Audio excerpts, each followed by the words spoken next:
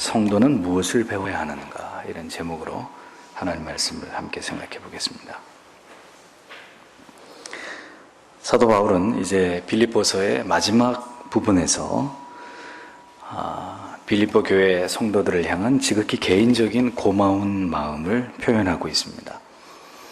본문을 깊이 묵상하면서 하나님께서는 목회자와 성도의 관계가 어떤 모습이기를 원하시는지를 우리에게 드러내 보이고 계시는 것을 우리가 느낄 수 있습니다. 이 땅에서 한 교회를 섬기도록 부름을 받은 목회자와 성도님들, 그들이 어떻게 함께 힘을 모아서 교회와 하나님의 일들을 위해 협력해야 되는지를 오늘 진리는 우리에게 그것을 펼쳐서 우리에게 보여주고 있습니다. 흠정역 성경, 킹제임스 성경에서 이 10절을 이렇게 번역을 했습니다. 그러나 내가 주를 크게 기뻐한 것은 너희가 나를 돌보려 하는 것이 이제 마침내 다시 활기를 띠었기 때문이니 너희가 또한 그것을 위해 염려하였으나 기회가 없었느니라, 이렇게 번역을 했습니다.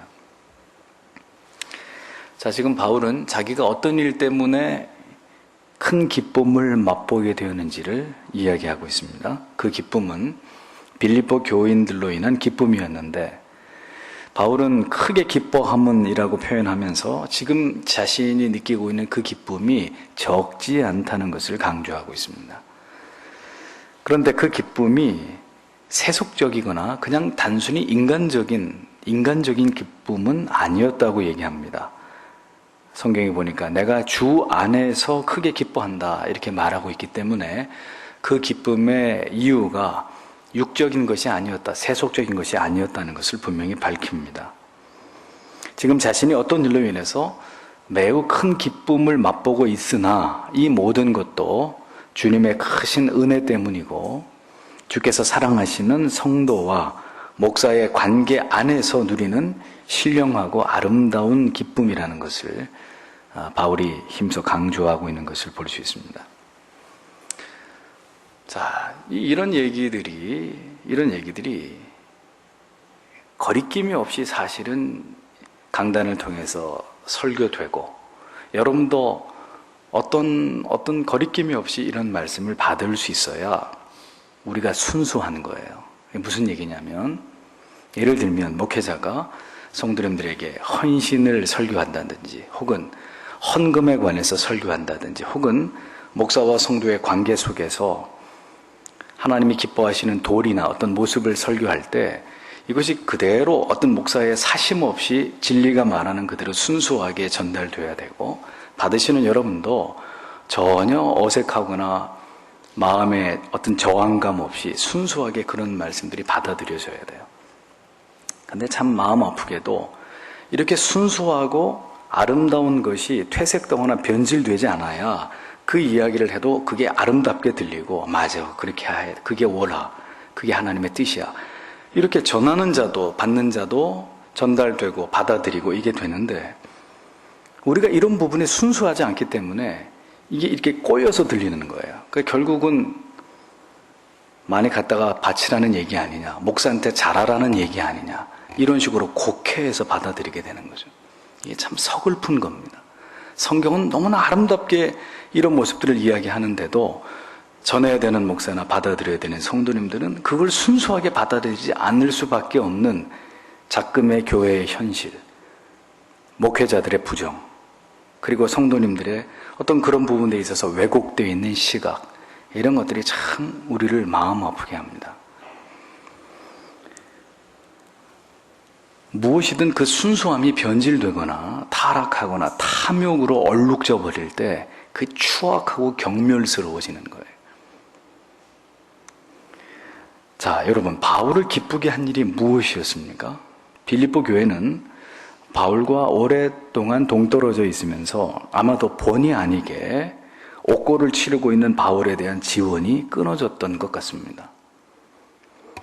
사실상 도움이 절실한 바울에게 도움을 주지 못하고 있었던, 피치 못한 어떤 형편이 있었던 모양인 것 같습니다. 그로 인해서 아마도 사도 바울은 심각한 궁핍 속에서 많은 어려움을 겪어야만 했던 것으로 보입니다. 그런데 시간이 좀 흐르고 난 다음에 다행히 다시 사도 바울을 도울 수 있는, 지원할 수 있는 길이 열려서 에바브로디도를 통해서, 고린도서에 나옵니다. 에바브로디도를 통해서 다시 바울을 돕고 후원할 수 있는 그 일이 다시 재개가 됩니다.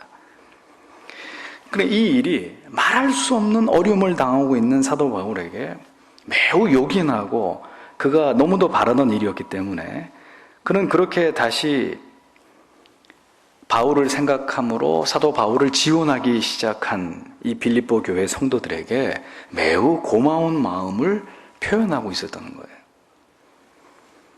바울은 너희가 나를 생각하던 것이 이제 다시 싹이 나미니라고 표현을 했습니다. 싹이 나미니라고 이렇게 번역된 헬라어 아네달레테라는 말은 회복하다, 활기를 찾다 이런 의미거든요.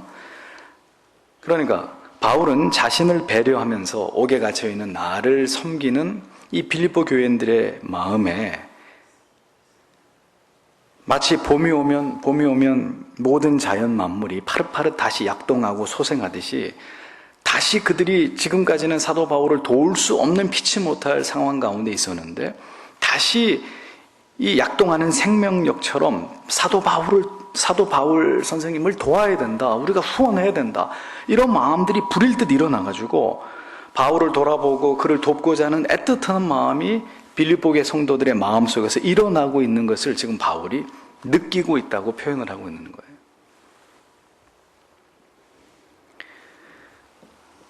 그래서 이제 다시 자신을 향해서 빌립보 교회 성도들이 사랑으로 후원하고 지원하는 것에 대해서 그가 느끼는 그 감사한 마음, 감격스러운 그의 마음을 이렇게 표현을 하고 있는 것이었습니다. 여러분들이 누군가에게 도움을 주실 때 잊지 마셔야 될 것이 있습니다. 그것은 여러분의 마음을 다하시라는 거예요. 그래서 여러분들로부터 도움을 받는 사람의 마음에 절절히 그 섬기는 자의 마음이 그의 마음에 와 닿도록 그렇게 섬기고 배려하고 도와야 합니다. 겨우 이렇게 생색내는 정도로 그렇게 해서는 안 되고, 지금 사도 바울이 다시 그 어려움을 뚫고 다시 자기를 향해서 도움의 손길을 뻗어주고 있는 빌립보 교인들, 그들의 마음에서 일어나고 있는 그 선한 어떤 그 역사들을 그가 마음으로 느끼면서 그 자기가 느끼고 있는 마음을 이렇게 지금 설명하고 있는 거거든요. 마음에서 마음으로 그것이 전달되어졌다는 겁니다. 만약에 빌립보 교회 성도들이 마지못해서 혹은 억지로 돕고 싶은 마음은 눈꽃만큼도 없는데 도의적인 차원에서 그냥 할 수 없어서 그렇게 옥에 갇혀있는 사도 바울을 지원했을 것 같으면 사도 바울이 이렇게 얘기하고 있지 않겠죠. 하지만 그들의 마음이 절절히 가슴에서 와 닿은 겁니다. 빌립보 교회 성도들이 어떤 이유 때문에 바울을 돕고 섬기는 일을 중단했는지는 알 수 없지만 중요한 것은 그들이 다시라고 했잖아요. 그들이 다시 한 마음으로 사도 바울을 더 늦추지 말고 사도 바울 선생님을 도와야 됩니다.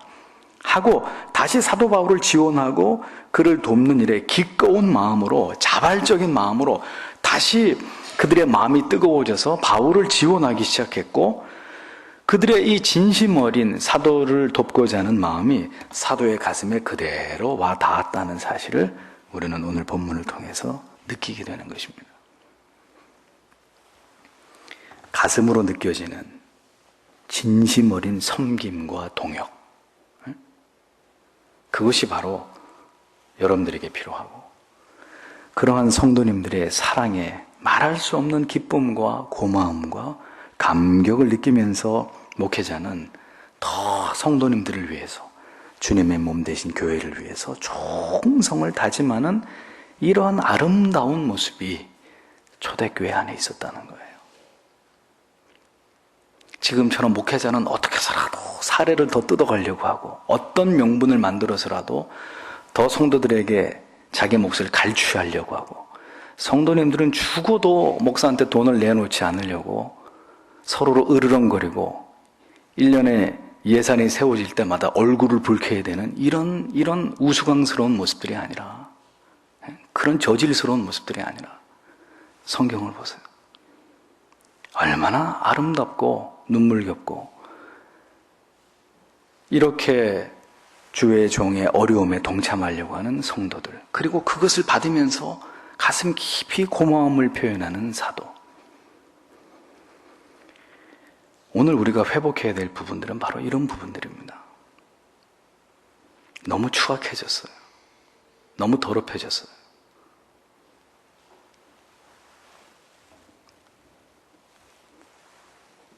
예수 그리스도의 복음을 위해서 옥고를 치르고 있는 사도 바울, 그에게 빌립보 교회의 성도들의 섬김은 적지 않은 위로와 용기와 기쁨이 되었습니다.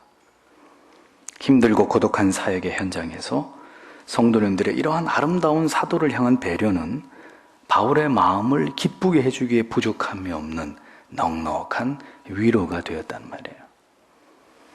사도 바울은 그러한 고마움을 표현하면서 또한 빌립보 교회 성도들을 향한 세심한 배려를 잊지 않고 있습니다. 너희가 또한 이를 위하여 생각은 하였으나 기회가 없었느니라 라는 말을 덧붙이고 있죠. 그냥 그 고마움에 대해서 이야기하는 걸로 끝나는 게 아니라 너희가 또한 그것을 위해 염려하였으나 기회가 없었느니라 라는 표현을 덧붙입니다. 이게 무슨 의미인가요? 빌립보 교회 성도들이 한동안 어떤 사정에 의해서 사도 바울에 대한 지원을 중단할 수밖에 없었던 때가 있었는데, 바울은 이러한 일에 대해서 그 자신이 그 어떠한 오해나 빌립보 교회 성도들에 대한 서운한 감정이나 섭섭함이 없다는 사실을 설명하고 있는 거예요. 왜 이런 말을 하고 있는 것일까요? 혹시라도 빌립보 교회 성도들이 바울을 지속적으로 지원하지 못했던 일로 인해서 사도 바울에게 민망한 마음, 죄송스러운 마음, 그런 마음을 갖지 않게 하기 위해서였던 겁니다. 그러니까 바울의 말인즉 빌립보 성도들이 자신을 돕는 일을 위해서 어떻게 해서든 그 일을 지속적으로 하기 위해서 노력을 했을 것이라는 것을 내가 잘 알고 있다는 거예요. 분명히 이 일을 두고 고심하면서 방법을 찾기 위해서 노력했을 것이라는 것을 나는 자신은 믿는다는 겁니다. 단지 그렇게 애를 써 보았지만 뾰족한 수가 없어서, 즉 생각은 하였지만 기회가 없었기 때문에 당신들이 나에게 그렇게 할 수밖에 없었다는 것을 나는 충분히 이해합니다. 이런 의미였던 것입니다. 자, 만약에 우리가 매달 후원하고 있는 선교사님이나 교회가 있습니다. 그런데 후원하는 교회나 선교사님이 있는데 어떤 중대 문제가 교회 안에 발생을 해서 후원을 해야 되는 교회나 선교사님에게 후원 지원금이 몇 달째 전달이 되지 않았다고 한번 가정을 해보죠. 받지 못하는 쪽도 많이 힘들 거예요. 그런데 어려운 상황이 계속 그분에게 이제 계속된다는 걸 알면서도 보내지 못하는 쪽에 우리의 마음도 절대 편치 않겠죠. 아니 지원을 해야 되는데 지원을 못 해주고 있다 그러면은 그분도 힘들겠지만 우리는 얼마나 더 힘들겠어요. 상황이 해결이 돼서 다시 지원을 시작하자 선교사님으로부터 이제 편지가 한 통 왔는데 그 내용이 어떻게 매달 보내주시던 후원금을 이런 식으로 일방적으로 끊어버릴 수 있단 말입니까? 나보고 죽으라는 얘기입니까? 그간 너무나 서운했고 이도 말할 수 없이 나는 고통을 당했습니다. 만약에 이런 내용의 편지가 왔다. 우리가 얼마나 민망할까요? 죄송스럽고. 이루 말할 수 없이 민망하고 부끄럽고 송구할 거예요. 당신들은 잘 먹고 잘 입고 그렇게 하면서 나한테는 어떻게 이럴 수가 있습니까? 만약에 이렇게 편지를 보냈다면 우리가 정말 고개를 들지 못할 거예요. 죄인이 돼가지고. 그런데 선교사님이 그래서 사랑하는 회원교회 성도 여러분, 그간 얼마나 어려우셨습니까? 무슨 이유 때문인지는 모르겠지만 후원금을 받지 못하는 저보다는 보내주시지 못하시는 여러분의 마음이 얼마나 더 애타고 힘드셨겠습니까? 마음은 간절하셨겠지만 분명히 어떤 이유가 있었으리라고 저는 믿고 기도하고 있었습니다. 하지만 주의 은혜로 이렇게 다시 저의 사역을 후원해 주실 수 있게 됐으니 얼마나 기쁜지 이루 말할 수가 없습니다. 이렇게 글을 보내왔다면 우리 편에서 어떻겠어요? 감동을 받겠죠. 선교사님이, 목사님이 이렇게 이해를 해주시는구나. 사도 바울의 글에 그러한 내용이 담겨져 있었던 겁니다. 혹시라도 자신을 그간 지원하지 못한 일 때문에 그들의 마음에 불편함이 있지 않을까 염려하면서 바울은 세심하게 그들이 어쩌면 불편할지 모르는 그 마음을 부드럽게 끌어안고 있는 모습을 볼 수 있는 겁니다. 한 교회를 섬겨 나아가는 목회자와 그리고 성도님들 사이에 이런 서로를 향한 사랑과 배려와 아껴줌이 있어야 되지 않겠습니까? 어느 교회든 무관심과 외면, 더 나아가서 증오와 미움, 분노와 원망을 성도가 목회자에게, 그리고 목회자가 성도에게 갖게 된다면 그러고서야 우리가 어찌 하나님의 자녀고 이것이 신성한 목양관계라고 말할 수 있겠습니까? 지금 우리가 그렇다는 게 아니라 앞으로도 절대로 이런 일들은 사탄이 원하는 일이기 때문에 있어서는 안 된다는 말씀을 드리는 거예요. 정말 성경이 우리에게 이렇게 보여주는 이렇게 진실되고 아름다운 목양관계로 회영교회를 비롯해서 모든 교회들의 목양관계가 이러한 모습으로 성숙해 나가도록 우리가 기도하면서 노력해야 되는 것입니다. 서로 간의 깊은 사랑과 존경, 그리고 깊은 이해와 배려, 세심한 섬김과 아름다운 동역으로 함께 힘을 모을 때 그 교회를 통해서 이루시고자 하시는 성령의 역사는 더 강력해질 수밖에 없는 것이겠죠. 빌립보 교회 성도들의 지원의 재개로 인해서 고마운 마음과 기쁨을 표현한 바울은 이어서 그러나 자신은 어떤 마음의 자세로 지금 사역에 임하고 있고 자신은 어떤 각오로 복음을 전함으로 인해서 찾아오는 모든 문제들에 대해서 자기가 이렇게 대처해 나가고 있는지에 대해서 스스로를 변호하는 내용이 이어지고 있습니다. 11절을 다시 흠정역분으로 번역을 한 내용을 인용하면 11절은 내가 궁핍함으로 말하지 아니하노라. 내가 어떤 처지에 있든지 거기에 만족하는 것을 내가 배웠노니 라고 기록하고 있습니다. 그러니까 이 말의 의미는 바울이 빌립보 교인들의 이 정성 어린 섬김을 받고 그로 인해서 기뻐하는 것은 비단 자신의 어떤 육체적인 필요가 채워졌기 때문만은 아니라는 것을 지금 바울이 피력하고 있습니다. 사실 바울 자신은 어떤 형편, 어떤 상황에서든지 스스로 자족하면서 마음의 평강을 누릴 수 있음을 그가 말하고 있습니다. 바울은 자족하기를 배웠다고 했습니다. 사도 바울은 과거의 수많은 경험 속에서 결국 나를 살리실 이도 하나님이시고 내 생명을 취하실 이도 하나님이시다. 나를 먹게 하실 이도 하나님이고 나를 굶게 하시는 분도 하나님이시다. 그는 깊이 그 진리를 경험한 터라 사실은 무엇에도 연연하지 않을 정도의 믿음을 그가 이미 갖고 있다는 것을 고백하고 있는 거예요.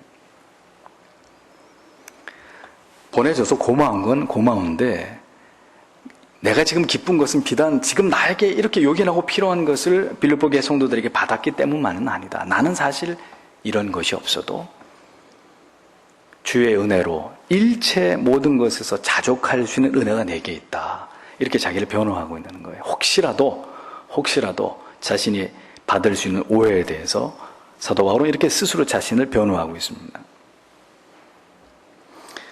이것을 보면 저는 이런 생각이 들어요. 사도 바울의 이 말씀을 통해서 많은 제가 은혜를 받습니다만 참 복음을 위해서 살고자 하는 자,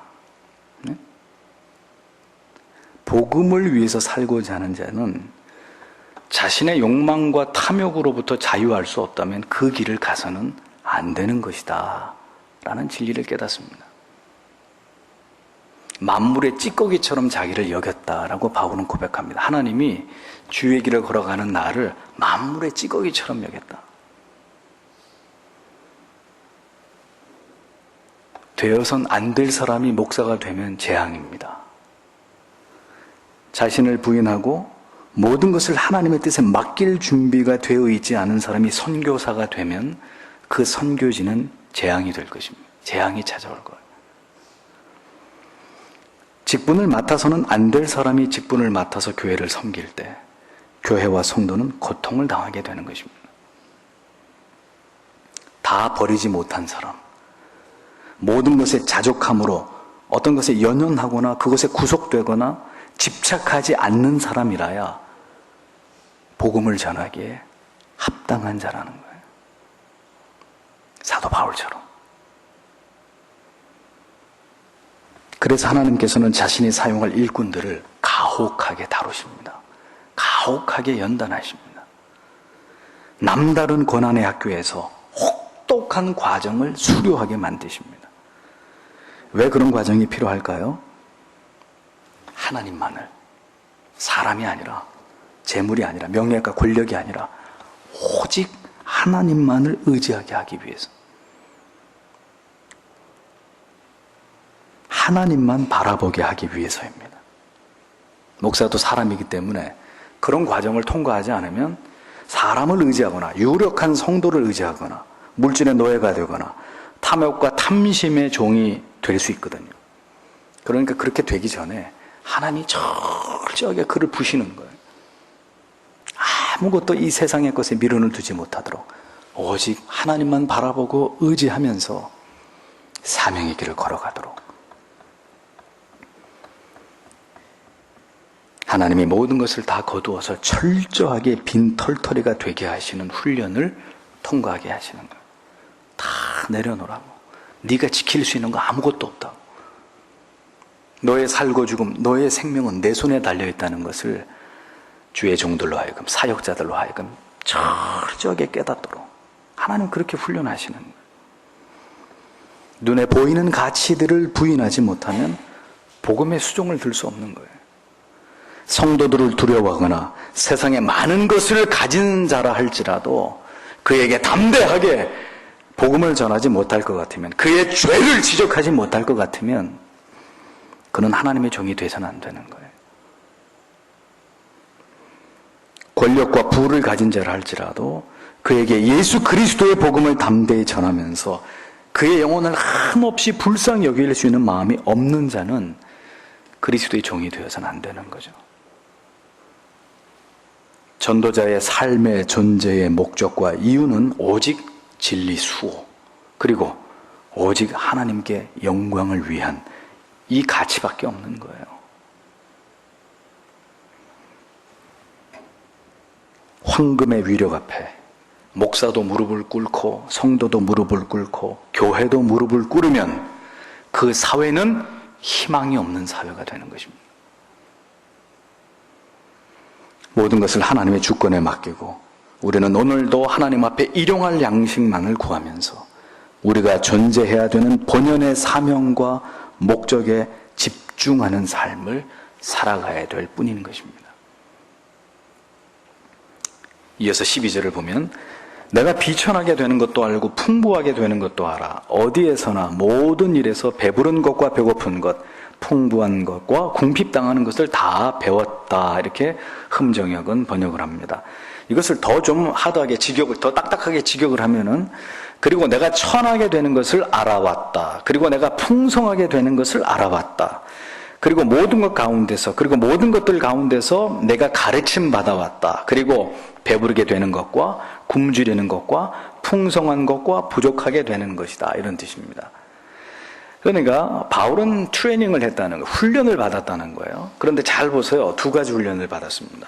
하나는 비천에 처하는 훈련, 하나는 풍부함 가운데 처하는 훈련, 하나는 배가 부른 훈련, 하나는 배가 고픈 훈련이었다는 거예요. 바울은 그가 자족하기를 훈련했다는 그 훈련의 내용을 이제 구체적으로 설명합니다. 비천에 처한다는 것은 뭘 말합니까? 낮아지고 겸손해지는 것, 자존심이 완전히 짓밟혀지는, 이렇게 자신이 이렇게 낮아지는 그런 겸손해지는 훈련을 말합니다. 그럼 반대로 높아지는 방법 뭐겠어요? 사람들에게 존경을 받고 높임을 받고 인정을 받는 이 두 가지 모두 이렇게 되는 방법을 자기는 훈련했다. 그것을 알고 있다고 얘기합니다. 또 풍부에 처했다는 말은 충분히 소유하다, 부유해지다, 이런 의미로 사도 바울 자신이 부족함이 없었던 경험도 해보았고, 반대로 너무나 궁핍해가지고 아무것도 가지지 못하는 그런 체험도, 그런 훈련도 자신은 받아보았다고 밝히고 있습니다. 이 모든 일은 모두 하나님께서 자신을 가르치시기 위해서 훈련하는 것이라고 그는 증언을 합니다. 이 두 가지 상반된 경험 속에서 이 훈련을 통해서 그는 이제 어떤 상황에서도 마음의 평강을 지키는 법을 터득했다고 우리에게 이야기하고 있는 거예요. 뭘 통해서 그게 가능할까요? 뭘 통해서요? 바로 그리스도와의 온전한 연합입니다.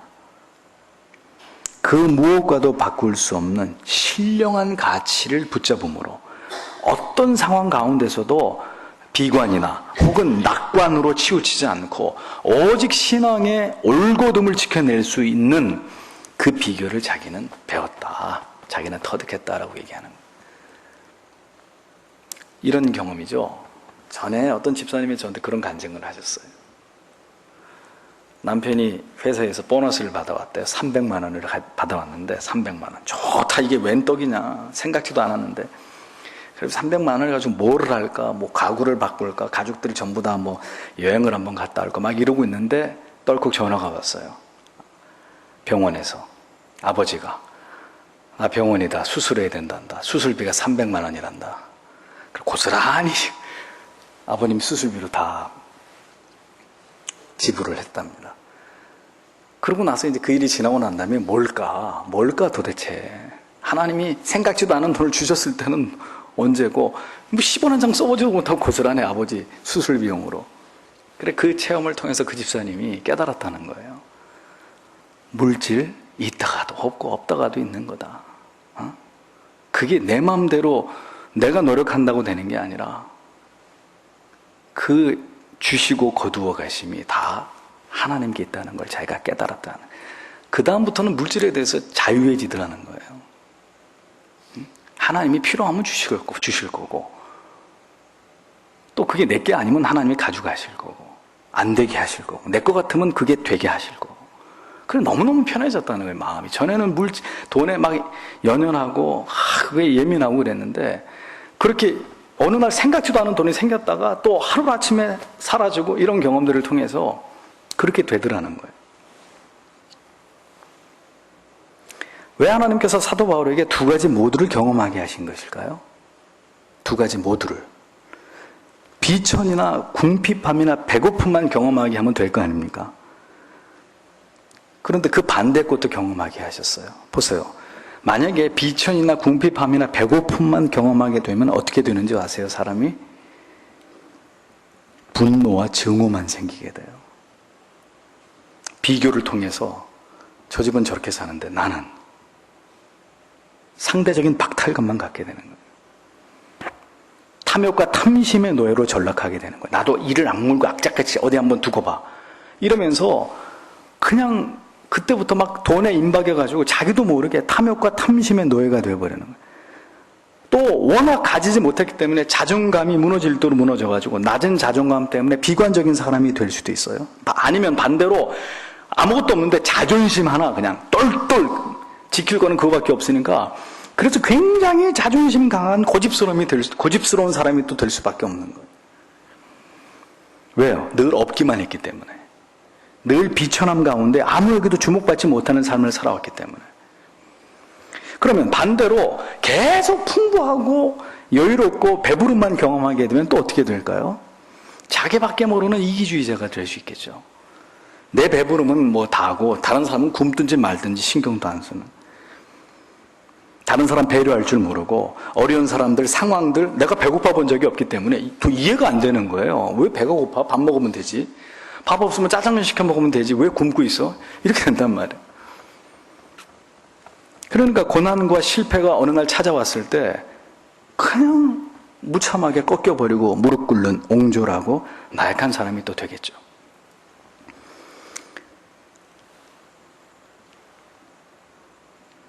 사도로서 궁핍과 배고픔을 경험하게 되는 것은 이해가 되는데, 부요와 풍부함에 거하게 하시는 것, 쉽게 이해가 되지 않는 부분입니다. 그런데 그 이유는 그 풍부함 속에서조차도 이 모든 것을 허락하신 분이 하나님이시라는 것을 알고 결코 눈앞에 보이는 화려한 것에 연연하지 않고 내게 주신 것을 내 것이라고 여기지 않으면서 눈에 보이는 모든 화려하고 아름다운 것들의 가치를 부인하고 하나님께 시선을 떼놓지 않는 훈련이 바로 풍부함 속에서, 배부름 속에서 필요하기 때문이라는 거죠.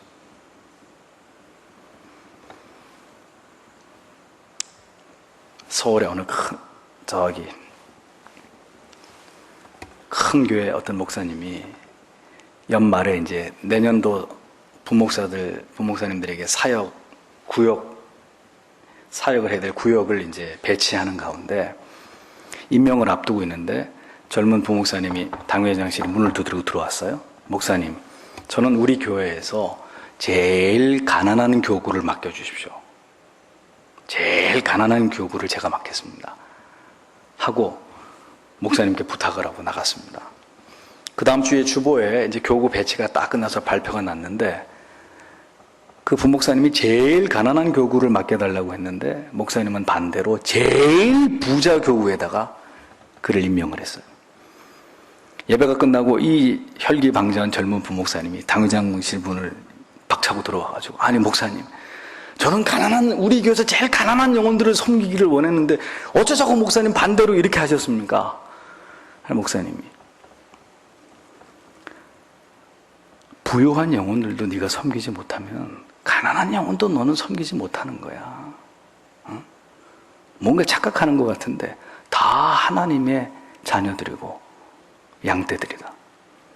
네가 만약에 제일 가난한 교구를 맡았을 것 같으면 너는 틀림없이 가지고 특권을 누리고 부유한 성도들에 대해서 반감을 갖게 될 거고 네가 이상한 잣대와 기준을 가지고 성도들을 바라보게 될 거야. 그러니 여유로운 성도들도 제대로 섬기는 걸 배워라.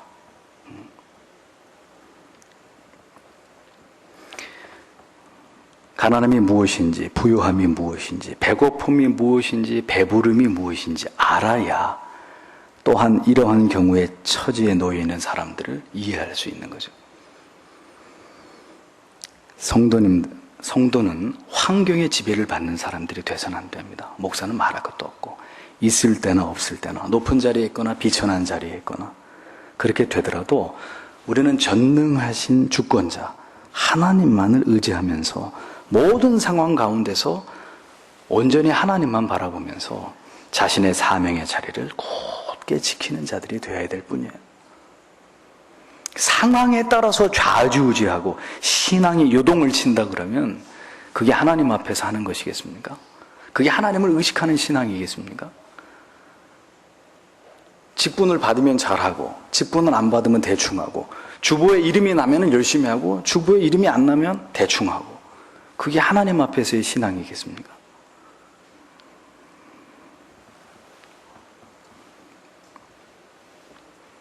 상황에 따라서 좌지우지되고 신앙이 요동치는 그런 믿음을 가진 자들이 되어서는 안 되는 것입니다. 어떤 순간에든지 오직 내 안에서 하나님이 하나님 되시게 하는 것, 그것이 바로 신앙입니다.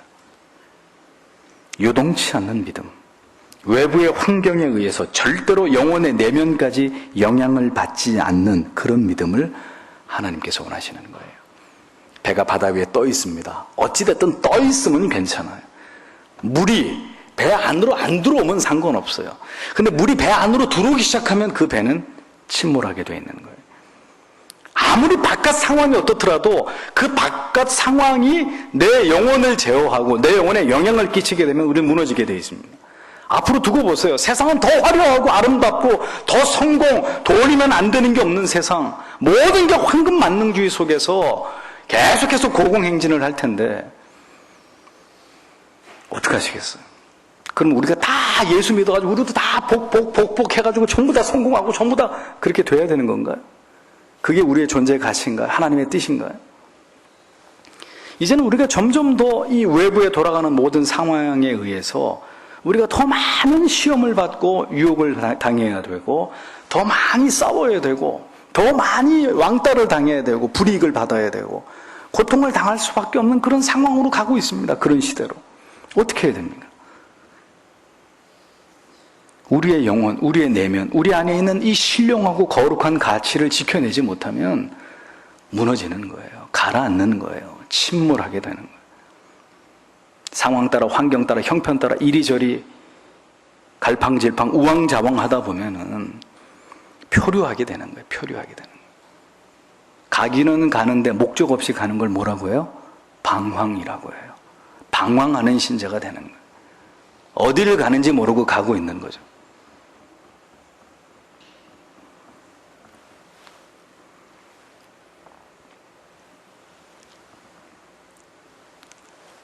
외부의 환경에 절대로 영혼의 내면까지 영향을 받지 않는 그런 믿음, 우리가 하나님 앞에 세워가야 됩니다. 그것의 비결이 뭐냐?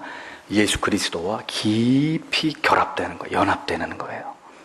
그리스도만을 신뢰하고 하나님께만 인정받고자 하는, 깊이 하나님과 결탁되고 하나님과 친밀함을 누리고 예수 그리스도의 속죄의 구속의 사랑과 그 은혜에 늘 지속적인 그 감격과 은혜를 우리가 유지하고 보존하고, 이런 일체의 비결을 배우고 누릴 때만이 우리는 변치 않는 믿음으로 오직 주님만 바라보면서 우리에게 주어진 인생의 길을 걸어갈 수 있는 것입니다.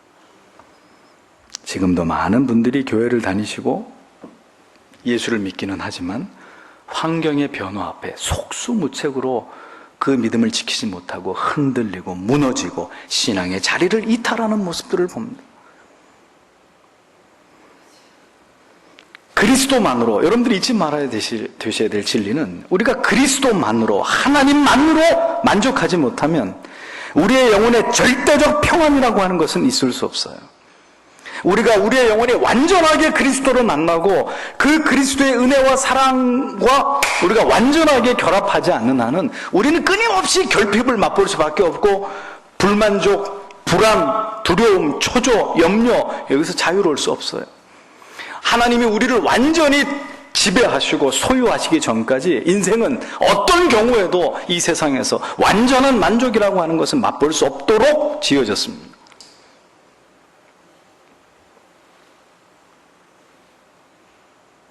무엇인가 내가 할 수 있다고 믿는 그 믿음, 그 마음을 내려놓지 못한다면 절대로 자족함의 일체의 비결은 영원히 깨닫지 못할 수도 있어요. 자기를 내려놓고 온전히 하나님을 의지할 때 초월적인 믿음으로 모든 상황과 환경을 뛰어넘을 수 있는 거예요. 내 힘으로는 절대로 못해요. 절대로 못한다. 사랑하는 성도 여러분, 우리의 믿음이 거기까지 자랄 수 있기를 기도하시길 바랍니다. 눈앞에 보이는 가치보다는 보이지 않는 영원한 가치를 더 소중하게 여기고, 내가 판단하는 내가 아니라 하나님께서 판단하실 나, 아시겠습니까? 내가 판단하는 나, 내 인생의 성공, 내 인생의 꿈, 목표, 내가 이루어야 될 어떤 가치들, 내가 판단하는 내가 아니라 하나님께서 판단하실 나를 생각하면서 모든 상황과 환경 속에서 절대적인 평안을 누리는, 자족하면서 일체의 비결을 터득한 그런 멋있는 하나님의 사람들이 다 되시기를 주님의 이름으로 축복합니다. 기도하겠습니다. 빌립보서 강의 말씀을 통해서 우리에게 주신 교훈,